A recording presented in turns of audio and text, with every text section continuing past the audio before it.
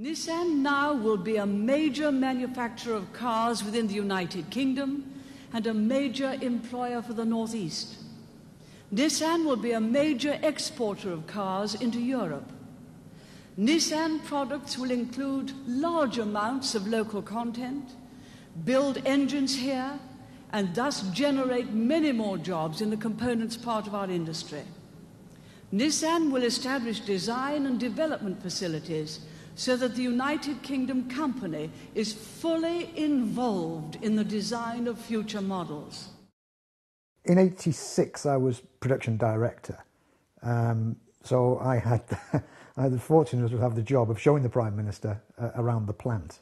And yeah, that was quite nice. I still got some photographs of the Prime Minister with me, and it was a big day, great day for the plant. I remember her walking down the line that I was working on, Chassis 1, and explaining a few things to her there, and I actually remember standing talking to Roy West, I think, who was fitting fuel tanks at the time. So it was a very exciting day to meet the Prime Minister all those years ago. I remember the very early days most vividly, because I remember, I think it was about February '85, we hired the first 20 supervisors, and most of us thought we needed about 100, but we got 22, I seem to remember. And in May '85 we went to Japan. I remember the first day in Japan when we went to a Palmer plant and seeing the size of it. It was probably about half the size of Washington actually at the time, and I just couldn't take it all in how big the place was. Literally take you about a day and a half to walk around it. And previous companies I'd worked for, which I thought were big, were probably about the size of trim and chassis here, so no, there's just no way anybody green to the industry can understand the scale of them. For job one in '86, obviously a lot of preparatory work had gone in, the plant had been built, trial productions had been completed, culminating in the first Bluebird rolling off. The famous photographs of that car are still around the plant now. And it was just a fantastic achievement by everybody there. It was only 2 years. The plant had been built, all the equipment and facilities had been installed, and we were actually in production. It was a fantastic achievement, and one that we can all be very proud of, I think. Yeah, to go to an area that had never built cars, and to start making cars to that level of quality was it's a once in a lifetime experience, and I really enjoyed it. はい、私は何時間もかけてチェックしました、私自身で1号車を。で1号車ができました時にささやかな記念パーティーをやろうということで、私の給料の中からお金を出して英人数人と日本から行っている従業員並びに家族全員を自宅に招待をいたしまして、近所の人たちも呼んでささやかな懇親パーティーを開きました。その時にイギリス人から言われましたのは、日本人はゴムのようなものを食べるという質問が出てきましてですね、それは何だって言ったらこんにゃくなんです。こんにゃくのことをゴムだと表現しておりました。The expansion of the plant developed in phases. Phase one was a small operation with a temporary body facility known as a Liger line, which many of the guys back in Sunderland today will remember very clearly. A small paint shop and a vehicle assembly building. That was about it, 24,000 units a year. I guess for me, my most standout early memory wasn't so much the GP, the first Bluebird that we built.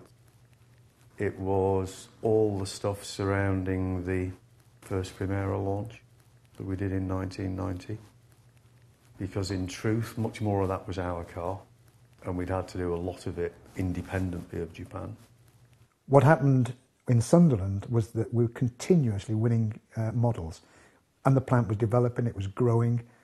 That's down to the people. Their mentality, their attitude of can do made a huge difference, and Japan knew that all the time, and that's still true today. イギリス人のですね、愛車精神の強いのには驚きました。私自身、日本人ほど愛車精神の強いものはないだろうと思っていたらば、それを上回る愛車精神の強さには驚きました。そういう考え方を取る基本は何だろうと言って思いまして、私なりに質問をしましたら、生活の基盤を置く企業を愛するのは当然だという返事が返ってきました。I also think there's a northeast factor. I'm not quite sure what it is in the northeast because I wasn't born there, but I lived there a while when I was working at NMUK. There seems to be this resilience to problems. You've got a problem, you face up to it, and if someone punches you, you punch them back harder type attitude, which is kind of like an endurance or a resilience to problems, which I've never experienced in any other part of the country, actually, nowhere. I think the reason why we have been able to be successful is because we've always been willing to learn, and we've always had people who are clever, capable of learning, work hard and are committed. And if you put that lot together, there's not a lot that you can't do. We've never been too proud to go somewhere and learn from them. We've always wanted to go to Japan and learn, but we also go to the other overseas plants and see what ideas we can pick up off them. So one is we're a learning plant, I think. The other one is we are very competitive. As individuals and as a plant, we don't like being second. I look around and read all the time now about Nissan being the biggest car maker in the UK, and those that had the foresight to see that in the mid-80s were very few indeed. So to think that we would ever be as big as that when we were actually planning to make 12.5 cars an hour, when we're currently making 60 cars an hour almost on line 1 and almost 50 on line 2, it's quite phenomenal. In 1999, soon after I became MD of NMUK, the alliance was signed, the Renault-Nissan alliance. Now that brought huge changes to the company. Carlos Ghosn was sent into Nissan as the chief executive of the global operation. We all knew in our plants all over the world what we had to do, but the challenge was to respond to what became the Nissan Revival Plan, know your place in that plan and make sure that the plant delivered.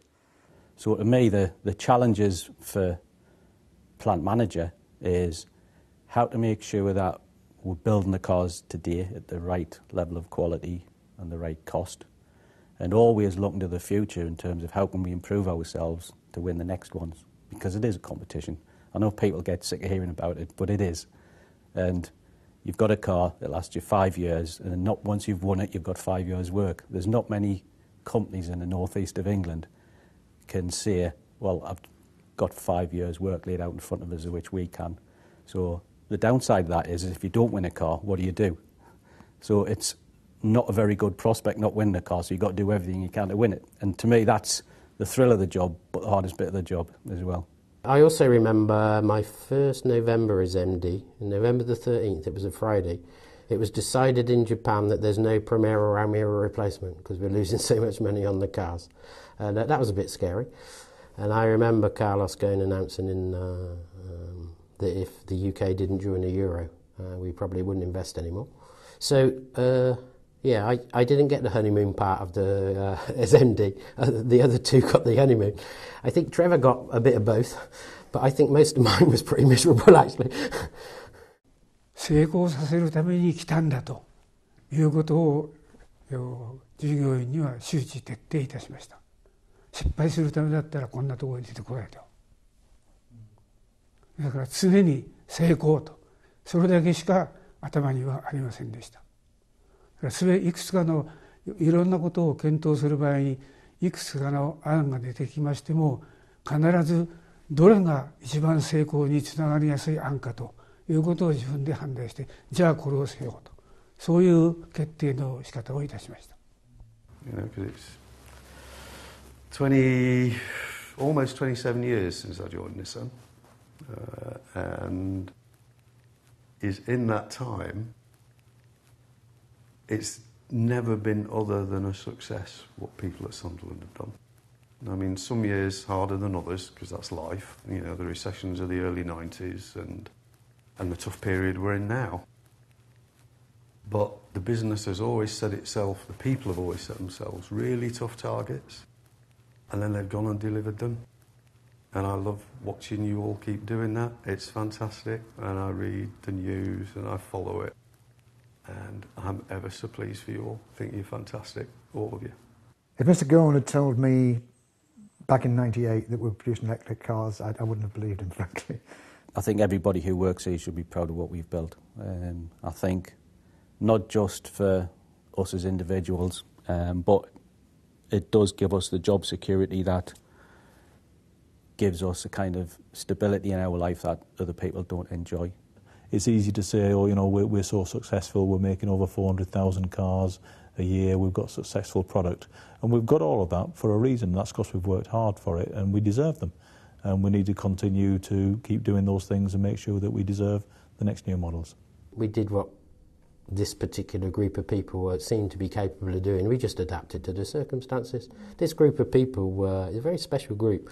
Whatever's thrown at them, economic cycles, the Lehman shock in 2008, Renault taking 44% of our shares, the British government not joining the euro, strong pounds, whatever it is, they seem to make the appropriate countermeasure to stick around, and long may it continue.